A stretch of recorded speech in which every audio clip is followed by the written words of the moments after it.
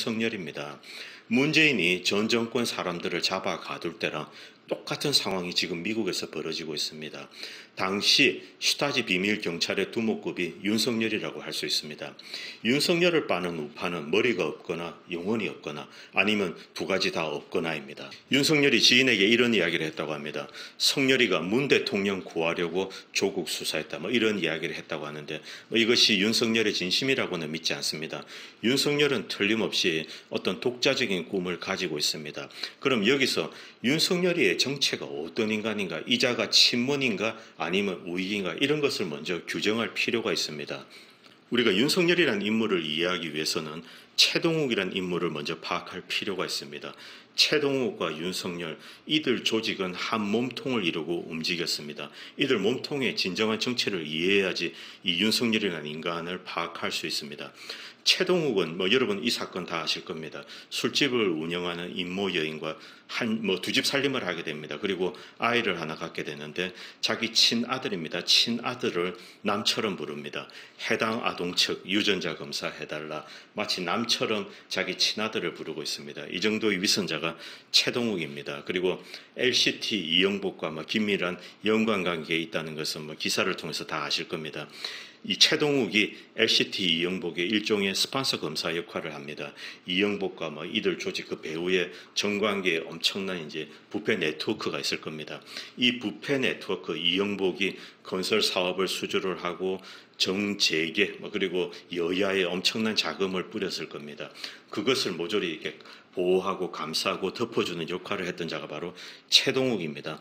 부패 커넥션, 대한민국의 부패 커넥션과 떼어놓을 수 없는 인물입니다. 다들 동의하시겠지만 대한민국은 대단히 부패한 나라입니다.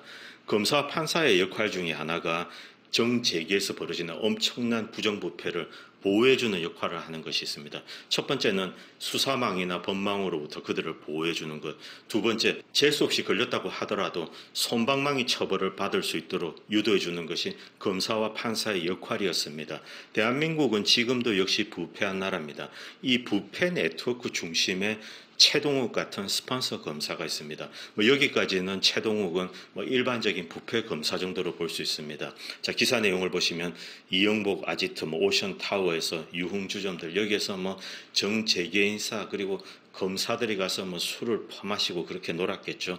이렇게 이런 부패 커넥션과 연결이 되어 있는 인물입니다. 최동욱 내연녀 이영복 건물에서 주점을 운영했다. 볼장 다 본 겁니다. 이 정도면 사실 최동욱은 감옥에 갔었어야 됩니다. 그런데 감옥에 가지 않고 뻔뻔스럽게 활개치고 살고 있습니다. 이영복 임시 20층 주점 개업 전 대출의 담보를 제공했다. 회사의 부동산을 이 임시가 대출받을 수 있도록 담보로 제공해 준 겁니다. 추정입니다만 이영복이 최동욱 측에 제공했던 후원에 빙산의 일각에 지나지 않는다고 생각합니다. 2014년 검찰 최동욱 내연녀 임모씨 개인 비리 수사 이런 것도 다 거짓말입니다. 결국은 무혐의 처리했습니다. 여기서 최동욱의 과거 경력에 대해서 잠깐 알아보도록 하겠습니다. 1995년 전두환 노태우 전 대통령의 비자금 사건 수사에 참여, 12.12 사건, 5.18 사건의 검찰 논고를 작성, 김영삼 정권 당시 가장 중요한 사건을 맡았습니다.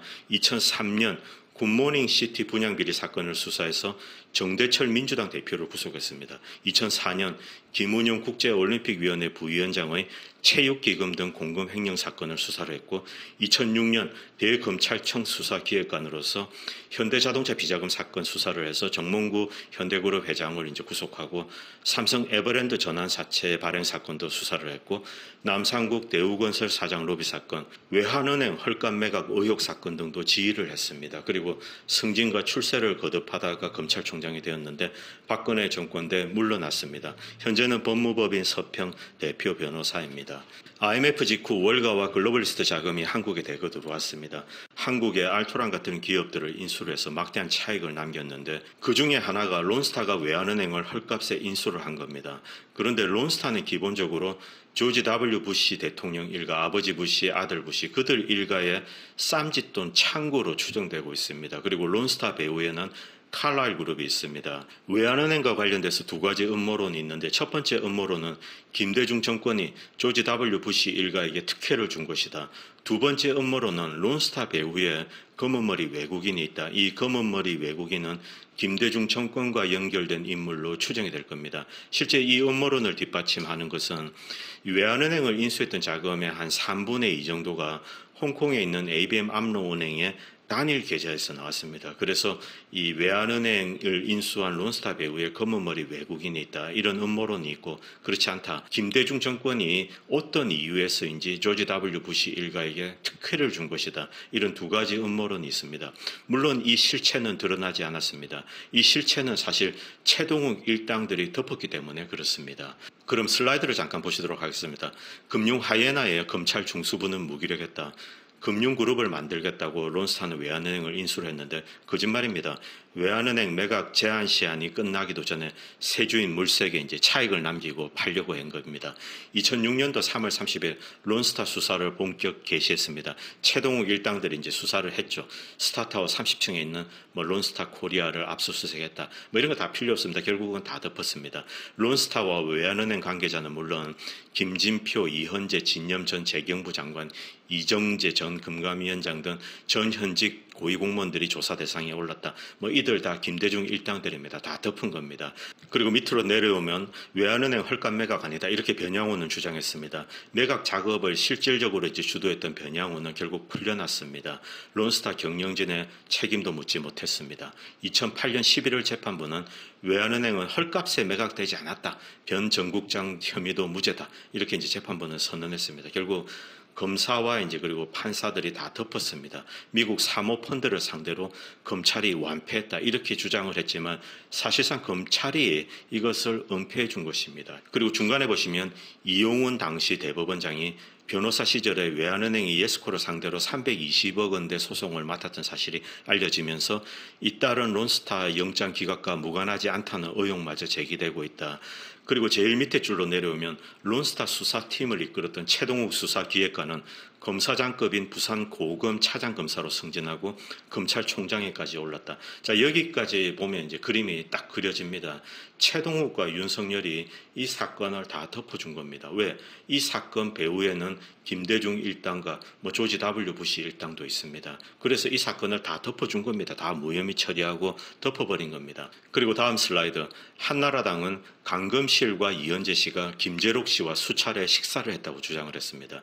전 법무부 장관, 전 경제부총리가 일개 금융브로커에 지나지 않는 인물과 식사를 하면서 구조조정 관련된 여러 가지 일들을 했겠죠. 김재록은 김대중 정권 당시 구조조정을 주도했던 인물입니다.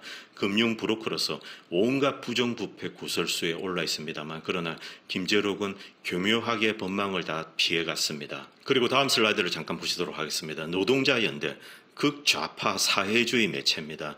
극좌파 사회주의 매체 역시 김재록을 비판하고 있습니다. 김재록 게이트 시궁창 뚜껑이 열린다. 밑으로 내려오면은 2003년 론스타의 외환은행 인수 과정을 들여다보면 인수 자격이 없는 론스타를 위해 은행법을 새로 해석해준 김현장 법무법인 고문이 바로 이제 이현재였고 실사를 맡은 삼정회계법인의 고문이 진념이다. 그리고 김재록은 과거 김대중의 전략기획특보였고 이현재 패밀리의 오른팔이다. 진념, 김진표, 강봉근 자식들이 김재록 회사에서 2세 수업을 받았다. 정말이지 패밀리라고 부를 만하다. 극좌파 사회주의 매체가 이렇게 주장을 하고 있습니다. 김대중 정권과 노무현 정권이 얼마나 부패한 정권인지를 그 단면을 보여주는 겁니다. 외환은행 사건은 빙산의 일각에 지나지 않습니다. 그리고 문재인 정권으로 넘어와서 옵티머스 이어 라임도 최동욱 전 총장의 로펌 서평이 변호를 했다. 위에 보시면 옵티머스와 라임 자산운용 펀드 사기 사건에 공통적으로 등장하는 법무법인이 있다. 법무법인 서평이다. 2017년 5월 최동욱이 노무현 정부 때 청와대 민정수석실 사정비서관을 지낸 이재순 변호사와 함께 설립을 했다. 서평은 라임 측의 핵심 피고인은 이강세 전 스타모빌리티 대표의 변호를 맡고 있다. 그리고 밑으로 내려오면 옵티머스 사건에서도 서평은 또다시 등장한다. 최 전 총장은 옵티머스 자산운용 고문을 맡았다. 지난해 10월 서울 남부지검이 수사에 기소한 성지건설 무자본 인수합병 사건 관련 피의자도 서평이 변론을 맡았다. 당시에도 옵티머스는 이 사건에 깊숙이 관여했다는 의혹을 받았다. 그런데 최동욱, 이현재 모른다. 옵티머스 채권도 금시초문이다. 새빨간 거짓말입니다. 최동욱은 이미 이현재랑 관련된 사건을 2000년대 초반부터 수사를 했습니다. 그 중에 하나가 외환은행입니다. 최동욱은 이현재를 잘 알고 있습니다. 이런 말도 되지 않는 거짓말을 늘어놓고 있습니다. 자, 그런데 다시 2013년으로 돌아오겠습니다. 최동욱 검찰총장이 이제 후보군에 올랐을 때 파도나무로 불렀습니다. 왜 파도나무로 불렀을까? 중간에 보시면은 민주통합당 박범계 의원, 지금 법무부 장관입니다. 청문회 보좌진들에게 최동욱 후보자에 대해서 봐주지 말고 한번 파보아라. 파면 팔수록 미담만 나온다. 이렇게 주장을 했습니다. 왜 파도남일까요?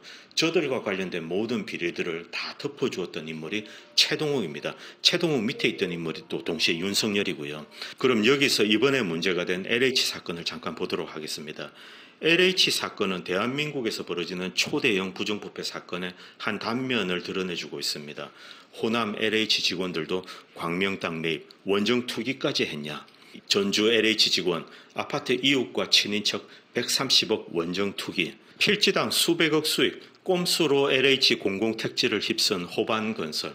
호반건설은 1998년 광주 조직폭력배 두목이 만든 건설회사입니다. 이들이 불법적인 방식을 이용해서 공공택지를 휩쓸었습니다. 극단적 선택 LH 간부, 내사 대상 아닌데 전북 본부장 시절에 무슨 일이 있었는가? 전북 김제 출신으로 전북 지역 본부장을 맡았고 재직 당시에 소속 직원들이 광명, 시흥, 신도시 원정 투기 의혹과 어떤 관련이 있는 것이 아닌가 이렇게 추정되고 있답니다. 그리고 며칠 전에 나온 기사입니다. 전효관 청와대 비서관이 자기가 만든 회사의 50억 일감 논란, 서울시 근무 때 특혜 수주 의혹. 전효관은 2014년에서 2018년 서울시 혁신기획관으로 근무할 때 과거 그가 창업한 회사가 총 51억 원 규모의 서울시 사업 12건을 수주했던 것으로 13일 확인되었다. 오른쪽 보시면 전주고 출신입니다. 그리고 전효관 청와대 비서관, 직접 발주한 3억짜리 사업도 친정회사가 따냈다. 직접 사업을 발주해서 그걸 친정회사에 준 겁니다. 그리고 오른쪽 보시면 서울시 시민단체 공모사업 3배로 늘려서 친여단체의 일감을 몰아주었다. 자, 이런 슬라이드를 제가 보여드리는 이유가 대한민국에서 벌어지고 있는 부정부패의 단면이 그대로 드러나고 있는 것입니다. 여러분 대충 감이 오실 겁니다. 그리고 이것은 2017년도 6월에 올라온 재미있는 기사입니다. 뉴욕 화가 더스틴 채, 알고 보니 최동욱 전 총장이다. 2017년도 6월은 문재인이 이제 대통령에 당선이 되고 최동욱 로펌이 굉장히 잘 나갈 때입니다. 수임 사건이 글자 그대로 홍수처럼 쏟아져 들어올 때입니다. 이때 최동욱은 그림 5점을 들고 가서 전시회를 합니다. 왜 이런 짓을 하는가 대충 그림이 오실 겁니다. 만약 뉴욕에서 전시회를 하고 그림이 팔리게 된다. 어떤 형태로든 대가를 받을 수 있습니다. 그림 판매 대금을 받을 수 있는데 그것을 그대로 그냥 뉴욕에 파킹을 할 수 있습니다. 누가 최동욱 그림을 살까? 그때 되면 이제 최동욱 그림을 살 사람이 다 나타날 겁니다. 그리고 최동욱의 해당 아동은 지금 미국에 거주하고 있습니다. 아마 뉴욕에 있는 것으로 추정이 됩니다. 일종의 이제 그림을 들고 가서 팔아서 그 대금을 미국에 파킹하지 않았냐? 저는 그렇게 추정하고 있습니다. 그림이라는 게 원래 그런 용도로 이용이 됩니다. 여기 그림을 보시면 아시겠죠? 이거 최동욱이 그린 거라고 하는데 저는 좀 회의적입니다. 유희열 화가라는 사람이 최동욱에게 그림을 가르쳤다고 합니다. 그러나 대한민국은 그런 방식으로 움직이지 않습니다. 고위공직자들이 나와서 그림을 그리면은 대부분이 대작인 경우가 많습니다.